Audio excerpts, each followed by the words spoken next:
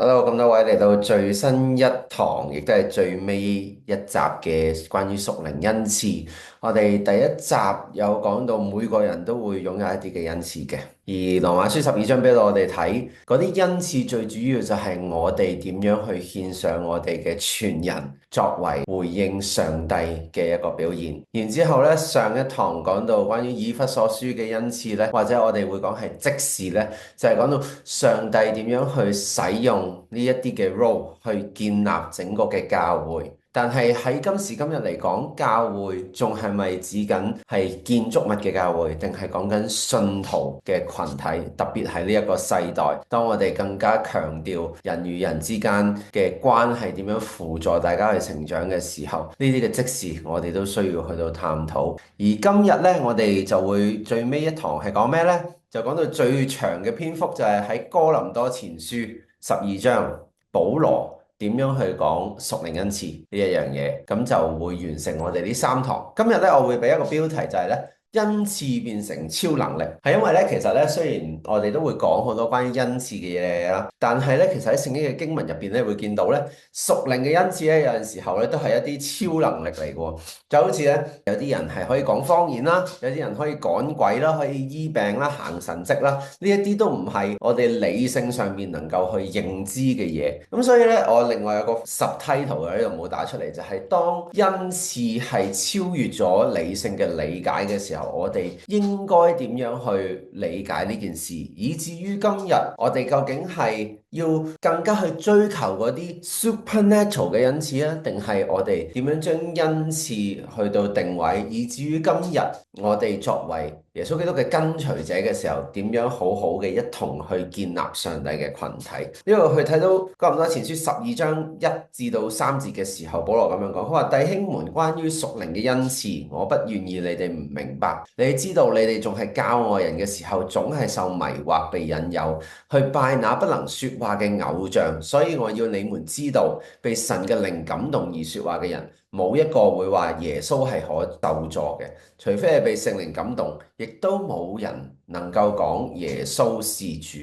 嗱，呢度咧俾我哋睇到幾樣嘢係關於恩賜嘅，就係恩賜唔係一種能力，我哋要去追求，等自己勁啲。因為對於保羅去寫俾哥林多教會嘅時候，哥林多呢個地方本身就係充滿好多異教神明嘅一個地方，所以其實咧呢啲所謂比較 supernatural 嘅嘢，對佢哋嚟講其實唔陌生嘅。喺其他嘅信仰入邊都會有呢啲嘅嘢，只不過唔同嘅地方就係呢一啲嘅 superpower，可能其他信仰宗教好強調嘅。當你越拜嗰個偶像嘅時候，你會得到更多嘅能力，你會自己做到更加多嘅嘢，但係喺跟隨耶穌基督呢條道路上面咧，呢啲所謂比較 supernatural 嘅嘢都係嚟自於耶穌，嚟自於聖靈，而個目標我哋唔係要自己得到更加多嘅能力，而係今日屬靈嘅恩賜俾到唔同嘅人，佢哋去做唔同嘅事。呢一樣嘢並冇區分咗我哋信徒之間，有啲勁啲，有啲可以醫到病，有啲醫唔到，唔係咁樣，唔係要去有一個 comparison，唔係有一個對比，亦都唔係要去區分人與人之間嘅屬靈程度，而只係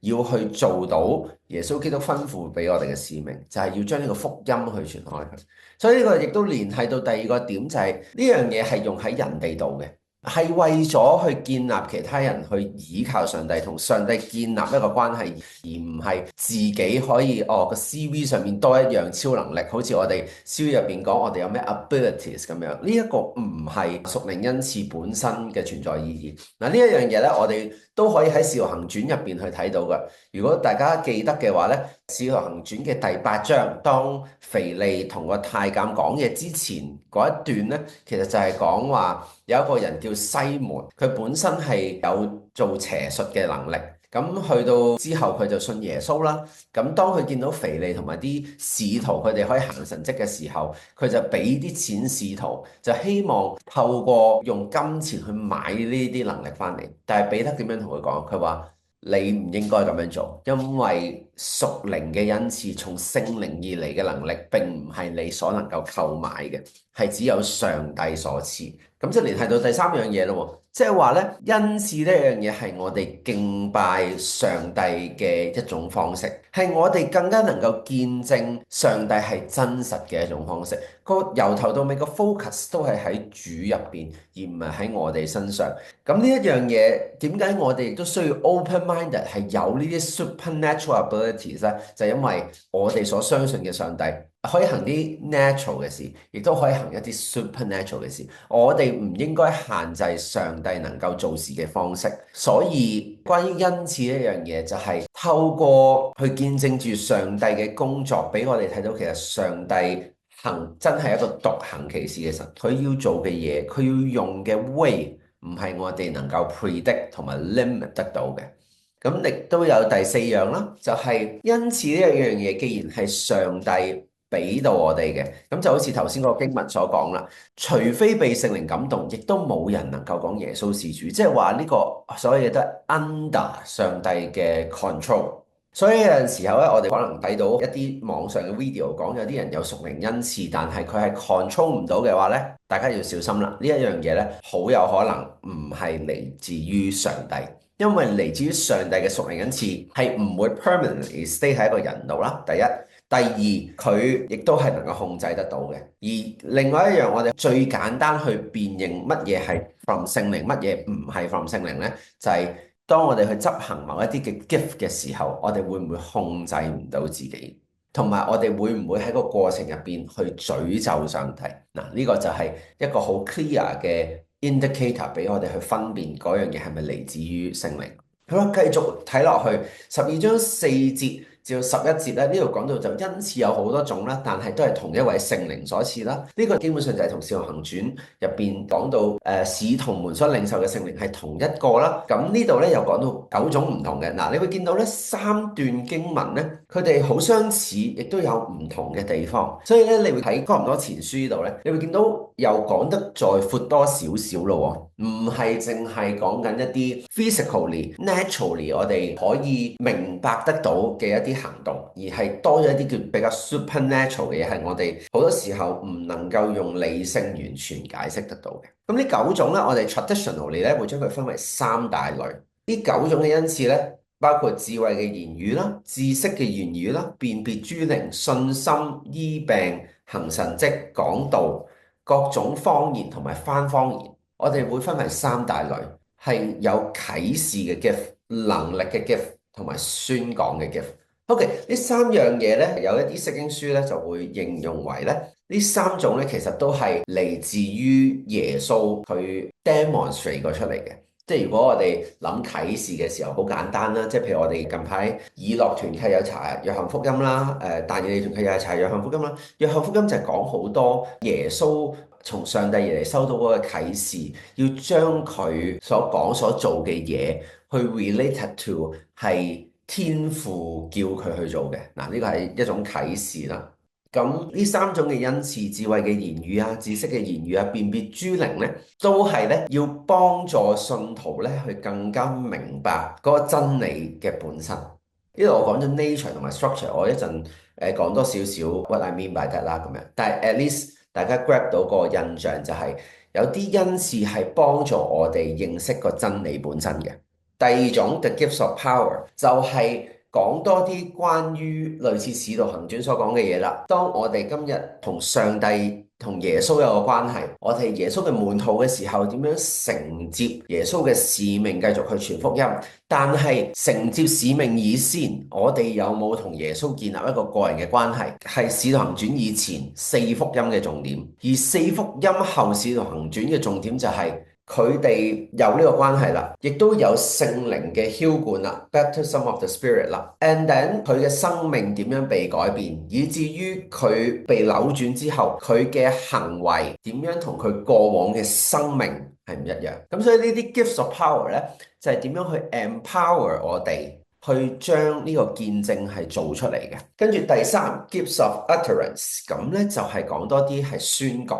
英文係用 prophecy 嘅，中文係講講道。嗱，好有趣啊！呢一個就係，亦都同我上一堂講嘅有啲相似，就係 prophecy 嘅恩賜其實好多時候會 associate 喺講道入邊，因為當你去宣講上帝嘅説話嘅時候，你講嘅嘢、分享嘅嘢，有機會觸動到人嘅心，讓人更加倚靠上帝。咁呢個就係宣講嘅嗰個重要性啦。咁所以咧，個 gifts of utterance 咧，除咗講到之外，原來方言都係嘅。呢度咧特別係講咗 different kinds of tongues 嘅，即係話呢個各種方言咧，除咗一方面我哋可以 understand 為唔同國家嘅語言之外咧，亦都有機會係一啲我哋唔能夠明白嘅語言，但係敬拜上帝嘅。咁你可能會問啊，究竟我點樣去知道嗰一啲方言嘅嘢係敬拜緊上帝，而唔係敬拜緊其他嘅 spirit 呢？嗱，奈何咧，我嘅知識係有限嘅，所以我唔係好清楚即係嗰方面個 tongues 係點樣去解釋。但係喺我哋嘅 understanding 裏邊，at least 即係呢度保羅去講 different kinds of tongues 嘅時候咧，就係講唔同嘅 foreign language。亦都有一啲 language 係未必我哋 understand 嘅，而有人 suppose 係有 translate 嘅恩賜，即係話咧，當我哋去講方言嘅時候咧，我記得保羅喺另外一啲章節入邊有提及到咧，就係講方言嘅人咧，要講唔係問題，但係要有翻方言嘅人在場嘅時候先好講。如果唔係咧，大家係唔知你做緊啲乜嘢嘅。但係喺我嘅信仰歷程入邊就少啲觸及呢個範圍，所以我就不能夠講到太多。咁但係就住宣講呢個 gifts 咧，我哋可以大概領略到一個層面就係咧，無論講道啦、方言同埋翻方言咧，都係對於一個群體嚟講嘅影響嚟嘅。即係呢個恩賜咧，係要一個信仰群體去一齊去領受嘅，而唔係單獨嘅，而唔係好個別嘅咁樣樣。咁所以咧，你會見到呢九種恩賜分為呢三個導向嘅時候咧，俾我哋學習緊嘅嘢咧，就係我哋更加認清楚整個世界，即係我哋而家可能我哋話啊，我哋眼睛見到嘅世界係一個 spectrum 啦。我哋眼睛見唔到嘅世界係另外一個 spectrum 咯，而信仰咧，某程度上係俾我哋知道一個世界嘅 complete 係有我哋 physical 嘅世界同埋一個 spiritual 嘅世界，即係最簡單嚟講可以咁樣去 understand。而信徒係被呼召去接受上帝嘅時候咧，同時其實係認清我哋係身處一個靈性嘅爭戰喺入邊嘅。嗱，呢個係我讀神學嘅時候有提及嘅一樣嘢啦。我都花咗啲時間去點樣容易去理解呢件事。不過我相信咧，大家都有去讀咗一啲書啊，去了解咗關於人、關於呢個世界嘅嘢嘅時候，你都好容易明白到一樣嘢，就係at least呢個世界唔係淨係單止我哋睇到嘅嘢咁簡單咯。即係我哋睇到嘅嘢係一個 physical world，而呢個世界亦都有一個 spiritual spectrum。咁兩者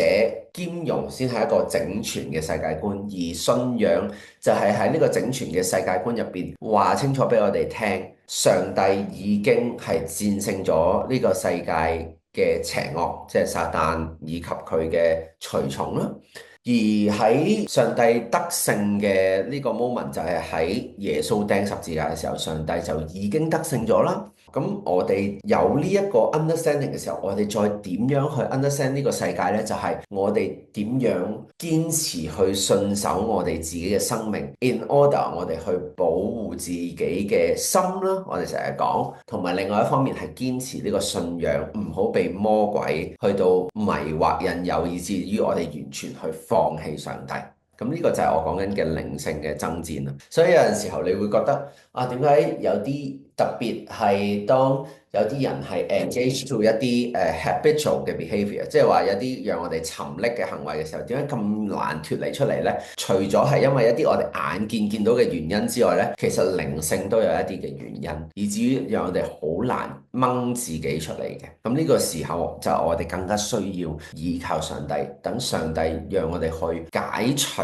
嗰個靈性嘅掙扎嘅嗰個力量啦。OK，第一樣嘢，第二樣嘢係講到恩賜，亦都係俾到我哋喺呢個世界入邊有能力去克服世界入邊嘅邪惡。嗱，其實都 interrelated，但係呢度我想 emphasize 多啲係嗰個 power，因為咧今日我哋做信徒咧，好似往往好多時候咧都係講到我哋好無力嘅。咁 which is 咧呢個唔係唔真實嘅，即係 OK 做上帝嘅信徒，it doesn't mean that 你係聖人，right？But 上帝係俾咗耶穌我哋啊嘛，俾咗我哋要去仰望耶穌嘅時候，我哋係喺有聖靈住喺我哋入邊嘅時候，係生出一個能力，係要我哋嘗試去擺脫罪惡對我哋嘅纏繞啊嘛。我哋如果係仰望緊耶穌嘅時候，我哋係有能力去選擇唔去得罪上帝。OK，嗱，我係就係講緊呢個能力。呢一樣嘢係上帝俾到我哋嘅，而我哋係冇一個 choice 話，哦，我知道我係上帝嘅跟隨者，但係我都軟弱，我只要同神認罪嘅話，我唔做任何改變，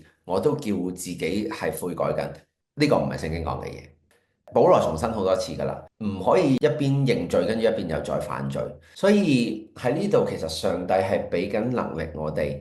去改變我哋嘅思維，in order 我哋越嚟越似耶穌啊嘛，即係我哋係有一個進程嘅，所以能力喺呢個進程入邊咧就好重要啦。咁當然呢個就係講緊點樣嚟回應耶穌嘅嗰份使命啦，做合上帝心意嘅事情。咁因此就係一個比較 actual 啲嘅 pathway 啦，即係你透過去 practice 呢啲嘢嘅時候，你就可以更加確切掌握到上帝俾你嘅 call 啦，做啲咩啦。而喺做嗰啲嘢入邊，更加睇到上帝嘅恩典啦，以至於我哋更加倚靠上帝，找住上帝啦。咁所以恩賜本身其實唔係我哋個人生命嘅 CV 入邊點樣豐富啲咯，而係我哋點樣更加認識到上帝，更加認識到上帝點樣去使用我哋每一個人，去將呢一個救贖嘅信息去俾到我哋周邊嘅人同埋我哋自己。好啦，咁如果我哋欠缺以下任何一方面嘅時候，會發生啲咩事呢？如果我哋唔覺得我哋嘅生命係處於一個靈性嘅爭戰呢，我哋往往個 focus 咧就會擺喺我哋做唔做到上帝吩咐嘅拉扯喺入邊啦。咁就會成日覺得咧，我哋自己唔夠努力嘅。嗱，我喺呢度唔係要將個責任去推卸俾我哋嘅靈軟弱啊，或者即係我唔係要為可能有啲人係佢純粹懶啫而去推卸責任。但係我想提醒大家一樣嘢，就係今日我哋喺個靈性嘅爭戰入邊咧，其實懶惰咧唔係淨係一個 physical 嘅行為，其實佢係一個靈性嘅問題嚟。即係點解我哋會懶？點解我哋會 procrastinate 咧？唔係淨係我哋眼見 physical 嘅嘢，而係我哋內心深處 buy in 咗一啲嘅 value，會覺得可能我係唔係都做唔到嗰一樣嘢啦。咁既然我做唔到，我做咩要花時間做好嗰樣嘢呢？咁我咪推遲佢咯。想做嘅嘢我就去做，唔想做嘅嘢我就唔去做咯。咁樣，所以我哋要 recognize 我哋入邊嗰個靈性嘅爭戰啊。所以點解有陣時好多講道嘅時候，我哋會講好多我哋心靈，我哋有得選擇。其實就係講緊今日耶穌嘅救贖，就係俾到我哋重新有一個選擇，唔好淨係依賴緊我哋個心靈入邊諗緊啲咩，咁就去做。原來聖經可以俾到我哋有個重新去 make 一個 choice，就算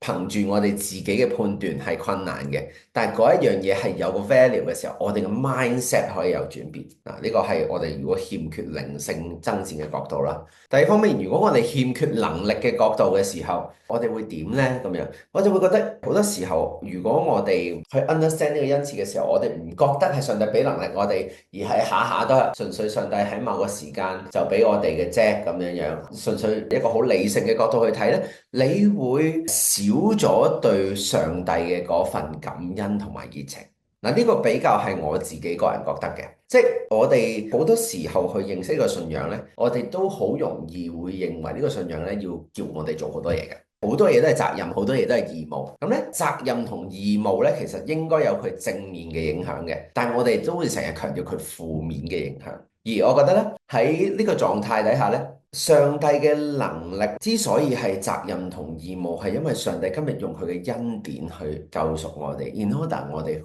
回應佢，而唔係好似有種好負面嘅角度就係我受咗上帝嘅恩惠啦，咁我一定要做翻上帝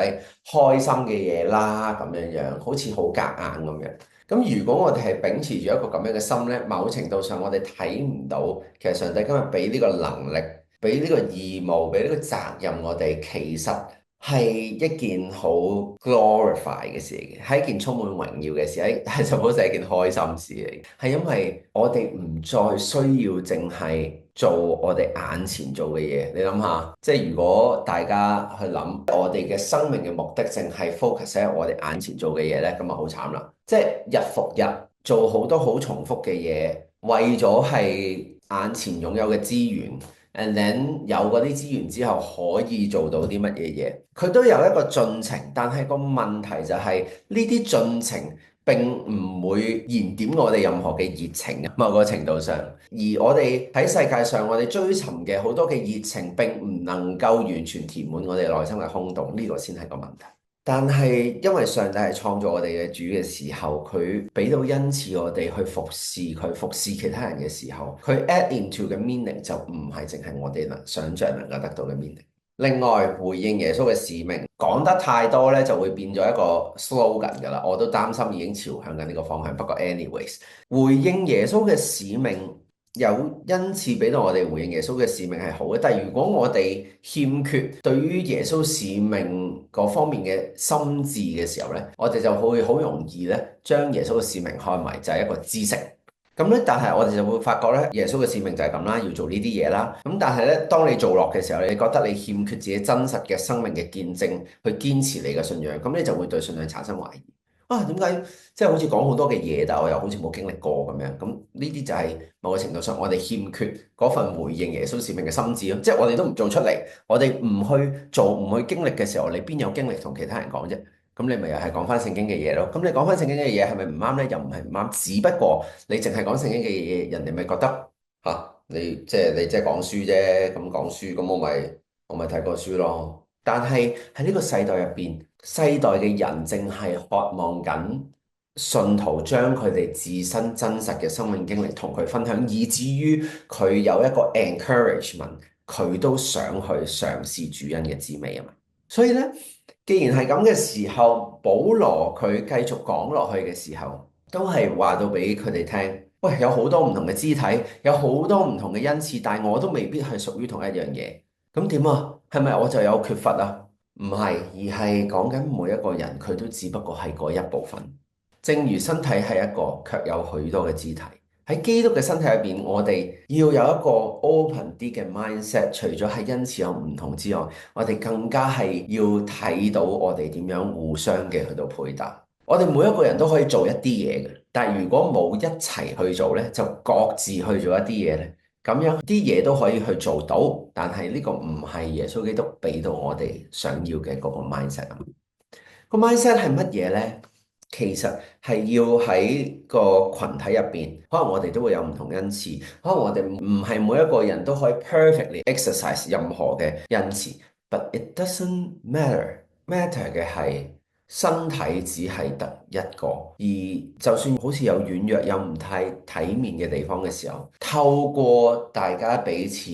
互相嘅扶持去 collaborate 嘅時候，上帝嘅恩典會喺當中去包底咯，好多人都用呢個字啦，即係上帝嘅恩典會包底咁樣嘅。我覺得一個人去做一件事咧係好容易嘅，困難嘅係所有人去做同一件事。但係往往所有人一齊做一件事咧，會令到個畫面更加靚。我唔知大家有冇發覺，即係當所有人都一齊去 execute 同一件事嘅時候，無論大家係乜嘢崗位，都一齊去朝住同一個方向去行。呢個唔係一個理想主義，而係呢一個係一個聖經入邊去教我哋點樣互相嘅去到 submit，以至於我哋可以信服喺耶穌基督嘅旨意入面。呢個世界話緊俾我哋聽，要做好一件事，我哋要有一個精英嘅團隊。但係教會嘅群體不是精英制。教會嘅群體係一班有機會有軟弱嘅人，但係我哋更加需要高舉嗰啲軟弱嘅人，因為上帝嘅恩典會喺佢入邊去得以完全。所以弟兄姊妹，恩賜嘅重點唔係我哋要 pursue super power，我哋唔係要變復仇者聯盟，OK？我哋只係軟弱嘅人，但係我哋成為嗰一份子，並且願意 commit 一齊去服侍上帝。然之後，上帝嘅恩典會將額外嘅體面、缺少嘅嘢加上去，讓到其他人看見嘅時候，將榮耀歸俾上帝。所以基督嘅身體去到最尾，哥林多前書12章去 conclude 嘅時候，當然佢都有講幾個職事啦，使徒啊、先知啊、教師啊、行神蹟啊、醫病恩賜、幫助人治理事、說各種方言嘅，好幾樣。呢度講嘅一啲職事咧，大部分咧都有 cover 到㗎啦，基本上。咁但係佢呢度咧講嘅唔係一個順序，佢其實想講嘅係每一個人佢都有唔同，上帝 call 個人去跟隨佢嘅時候，因為佢嘅經歷而能夠去協助唔同嘅信徒去同神建立一個關係。但係保羅喺12章尾去到13章嘅時候，12章尾佢呢度講話，唔係個個都有同樣嘅職事，但係你哋要熱切嘅追求更加大嘅恩賜。乜嘢係嗰個更加大嘅恩賜呢？哥林多前書13章，我相信大家應該好熟噶啦。只不過呢，好多時候呢，嗰個熟悉程度，只不過係因為我喺婚禮度會聽到嘅啫。哥林多前書13章係講愛嘅真諦，但係前文其實係講緊恩賜，即係話其實今日上帝所賜最大嘅恩賜係愛，而呢個愛其實喺群體入邊係應該去發生。呢度頭幾節喺第4節係大家好熟啦，愛是恒久忍耐，又有恩慈，不嫉妒，不自誇，不張狂嗰啲奇奇怪怪嘢啦。OK，今日唔講呢啲，但係今日咧想同大家講嘅就係保羅要我哋追求更加大嘅恩賜，要哥林多教會追求更加大嘅恩賜係愛嘅時候，愛係凌駕晒呢啲所有嘅恩賜，因為如果我哋能夠 pick up 到呢3堂講嘅恩賜，我 define 到自己嘅 skills 係啲乜嘢，我知道自己點樣可以更好去服侍上帝嘅群體。但係如果我嘅前設係冇愛上帝、冇愛弟兄姊妹嘅心，其實冇用嘅，冇意思。因為由頭到尾，上帝嘅群體係因為上帝嘅愛而將我哋招聚埋一齊。我記得喺若干年前咧，應該已經用年去計啦。我喺北約做傳道人，今年係第3年。我覺得第1年我有 set up 過一個問卷調查問人。我記得有一個人就係問一條咁嘅問題，就係話，即係當我都唔熟悉其他嘅弟兄姊妹嘅時候，我點樣去愛佢呢？咁樣，我曾經諗過好多嘅答案對於呢一樣嘢。但係當預備呢個恩賜嘅 series 嘅時候，我發覺原來個答案並唔係我哋可以點樣同弟兄姊妹更加熟，因為你對一個人嘅熟悉程度係需要時間。你唔會好快就會愛到一個人，因為我哋平時對於愛嘅準則就係我要熟悉呢個人，我要好清楚佢。佢有陣時亦都有啲好客觀嘅因素啦，即係佢未必嚟團契好耐㗎嘛。我曾經聽過有啲弟兄姊妹分享就係，唉，我都唔想識人啦，即係嗰個人過咗幾次又走啦，係咪？咁所以其實如果用呢個角度睇咧，好 sad 嘅，即係你點樣去實踐嗰份愛啫？即係你都唔認識嗰啲人，但係保羅喺度話緊俾我哋聽。好似一首詩歌嘅 title 咁，係我們愛，因為神先愛我們。呢個都係聖經。即係若果我哋喺我哋嘅生命入邊係冇完全去經歷上帝嘅愛，經歷上帝全然嘅接納嘅話，我哋嘅服侍係冇意思，而我哋嘅服侍都只係 deliver 一啲 skills 出嚟。喺我哋服侍裏頭，其實我哋係因為先俾上帝嘅愛感動。以至於今日，我願意用上帝喜悅嘅方式去愛其他嘅人，而唔 expect 任何嘅回報。因為今日上帝愛我哋嘅時候，佢都唔係 expect 一個回報。所以係咯，最尾呢段經文盼望成為我哋每一個人嘅提醒，即係希望透過呢3個短片係幫助大家認識乜嘢係恩賜。但係到頭來，所有恩賜嘅根源應該都係嚟自我哋愛上帝同嘗試，因為上帝對我哋愛而去愛身邊嘅人，願意去認識，願意去服侍其他人，不求回報。若果我哋冇呢個 mindset 嘅話，我哋服侍嘅道路好難去行落去。我哋可以憑住能力行1個月、1年，甚至好幾年。但係當上帝今日呼召我哋去跟隨佢嘅時候，我哋信仰嘅道路係要走10年、20、30、40年。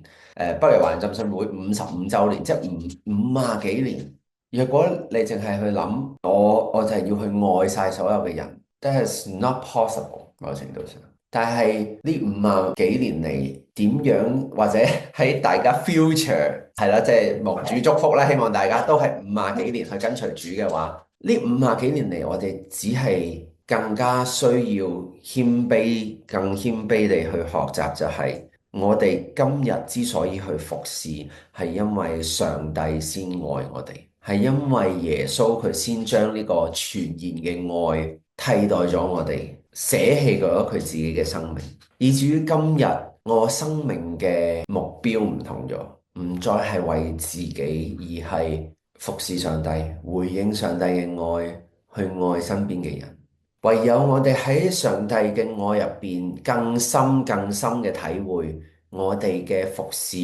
先會越嚟越輕省。盼望我哋一齊去學啊！呢個唔係一件容易嘅事情，我都明白喺我哋而家呢個年紀入邊，即我都係呢個年紀啦。即係我明白喺呢個年紀入邊，我哋開始或者我啦，我唔代表大家啦。喺呢個年紀入邊開始會去更加想有智慧地分配自己嘅時間，去俾更加值得我去愛嘅人同埋事。但係今日上帝去教導我哋要去實踐呢份愛嘅時候，唔係要我哋好有智慧咁樣去做到呢啲 task，而係俾到我哋唔同嘅 platform 同埋 ground，我哋去實踐上帝嘅愛。其實到頭來，你幾有能力、幾有恩賜都好，你冇愛，其實你都係唔會建立到人，你唔會連結到人嘅生命，你唔會做到上帝俾到我哋嘅使命。盼望我哋彼此去到鼓勵啊！即係我覺得最尾呢兩條問題，想大家喺同你熟悉嘅人去到分享。我知道愛弟兄姊妹係難嘅，但係究竟愛弟兄姊妹同愛一個你熟悉嘅人有冇分別呢？其實或者嗰種愛係有啲咩唔同？究竟愛係啲乜嘢嘢呢？即係我今日冇講好多啊，其實嗱，愛嘅真係喺哥林多前書13章講好多嗱，但係今日我冇 cover 到，但係盼望我哋去了解多啲啊！即係耶穌嘅愛，我哋實踐出嚟嘅時候，其實係講緊啲乜嘢嘢？同埋聽咗三堂嘅恩賜，究竟上帝要你點樣去回應？我相信去預備呢一啲嘅材料嘅時候，我不停去諗嘅就係 identify 咗呢啲嘢之後，咁又 what's next 咧？即係我哋點樣繼續去更加確切地去跟隨上帝咧？我覺得呢一樣嘢唔係我可以俾到大家，係你哋自己要去發掘嘅。但係我相信周邊嘅弟兄姊妹啊、導師啊，都係大家嘅幫助。咁係咧，大家繼續加油努力，並且係咧，都係一個分享啦。就係嚟緊嘅時間咧，都會多啲用一個咁樣嘅形式同大家見面啦。咁樣就希望係喺靈命上，我哋大家彼此一齊努力。我哋都會嘗試分享多啲嘅內容，去彼此去到討論同埋鼓勵。如果你有啲咩 topic 係想我去分享嘅話，都歡迎你嚟揾我，同我傾下咁樣樣。咁睇下我到時有冇 capacity 再去做呢啲嘅分享啦。咁樣樣係啦，就係咁啦。大家繼續加油努力。